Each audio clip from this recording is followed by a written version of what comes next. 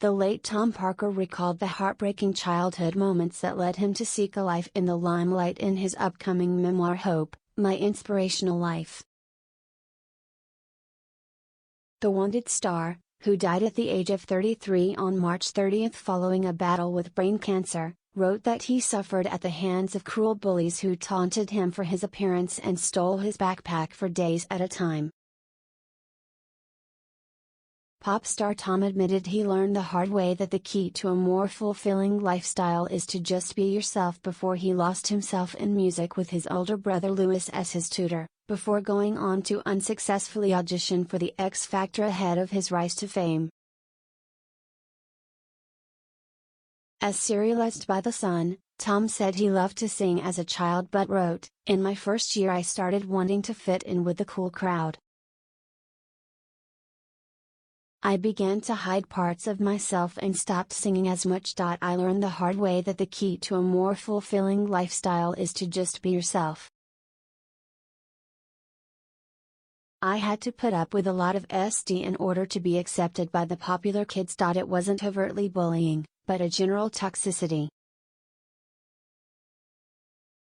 He went on to say that he was teased because of his height, adding that the parka jacket he used to wear led to him being nicknamed after the character Saj from the 1999 film East is East. "I literally wasn't called Tom throughout the whole of my time at school," he added. He continued, "The final straw came when my backpack full of GCSE work was stolen in year 11, and it took me a week to get it back. By the time I discovered my notes all over the muddy cricket pitch, none of it was readable anymore." Tom said he was unable to hold back his tears when his mother Noreen learned about what had happened. As he got older, Tom's brother Louis, who is 5 years older, taught his sibling how to play his first chords on a guitar. He went on to learn Wonderwall by Oasis, which led to his passion for music and the performing arts. At the age of 16, Tom decided to audition for the X Factor and traveled by train to Manchester to join the hordes of hopefuls outside the open auditions.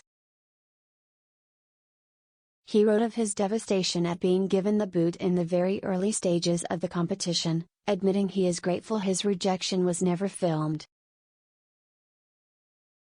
Tom stopped singing for 6 months but later entered a karaoke competition at the Swan pub in Bolton.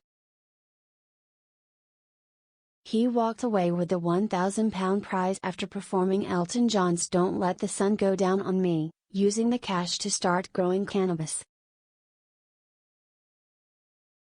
The singer was spotted by a member of Take That 2, a Leeds-based tribute act, and they signed him up to star as their Mark Owen. He said he was grateful to the band for giving him experience as performing in public as part of a group.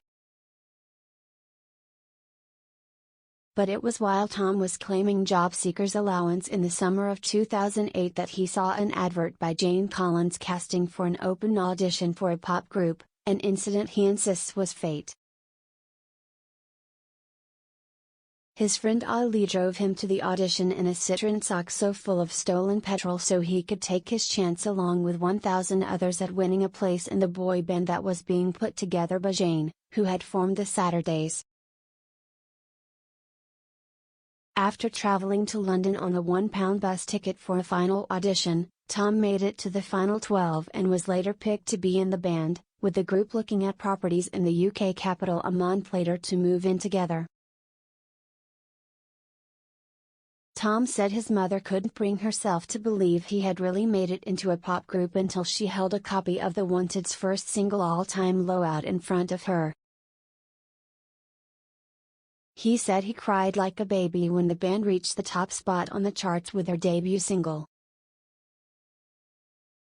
Tom died aged 33 on March 30 following a battle with brain cancer, when he was given just 12 months to live by doctors. The singer was diagnosed with stage 4 glioblastoma and went public with his diagnosis in October 2020. He leaves behind wife Kelsey and children Aurelia, 3, and Bodie, 2. Hope, My Inspirational Life, by Tom Parker, will be published on May 26 by Blink Publishing. Glioblastoma is considered the most aggressive tumor that can form in the brain. Patients have a 10% chance of surviving 5 years after their diagnosis, according to figures. The average lifespan is between 14 and 16 months. 3 adults per every 100,000 will be struck down with a glioblastoma, says the American Association of Neurological Surgeons, AANS. It is most commonly found in men aged 50 to 60, and there is no link between developing glioblastoma and having a previous history with other cancers. What is the tumor made of? The tumor is made up of a mass of cells growing quickly in the brain, and in most cases patients have no family history of the disease. It won't spread to other organs, however. Once it is diagnosed, it is nearly impossible to target, surgeons claim. Unlike other types of brain cancer which are more specifically located, glioblastoma can occur in any part of the brain. What treatment is available? Because the tumor likely already spread deep into the brain by the time it is diagnosed, the cancerous tissue is incredibly difficult to remove. Surgeon will only ever remove the tumor, or part of the tumor, if it won't do any damage to the surrounding brain tissue. Dr. Babkar Cease, a neurosurgeon at the Weill Cornell Brain and Spine Center, told Daily Mail Online in July 2017, by the time a glioblastoma is diagnosed, microfibers can spread to the rest of the brain which an MRI would not spot. So even if the main tumor is removed and the patient receives radiation and chemotherapy, it will come back. Brain tumors are graded from between 1 to 4, depending on how fast they grow and how aggressive they are. Malignant tumors are either given a high grade 3 or 4, while benign ones are given a lower grade 1 or 2. Glioblastoma is often referred to as a grade 4 astrocytoma, another form of brain tumor, says the ONS. Patients typically complain of symptoms such as confused vision, trouble with memory, dizziness and headaches.